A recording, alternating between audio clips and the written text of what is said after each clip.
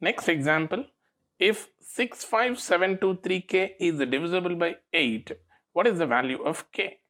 Here we have to apply the divisibility condition for number 8 that we have studied in quick trick 7.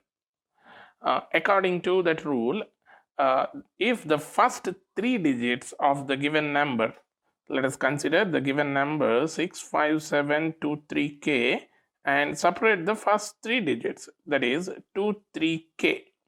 If this 23k is exactly divisible by 8, then this entire number is divisible by 8. So let us begin with k is equal to 0. That is the minimum possible value. So I'm taking k is equal to 0 first. Then this number would be 230, and let's divide it with 8. 8 2s are 16, and we have a 70 here. 8 8s are 64. It's leaving a remainder 6, right?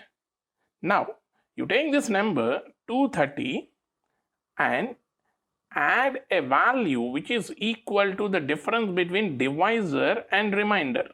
Did you get my point? If I'm adding a number which is equal to the difference between divisor and remainder, the resultant number would be exactly divisible by 8. So 232 is the number which is exactly divisible by 8. So the corresponding number is 657,232. Right? The value of k is 2 here.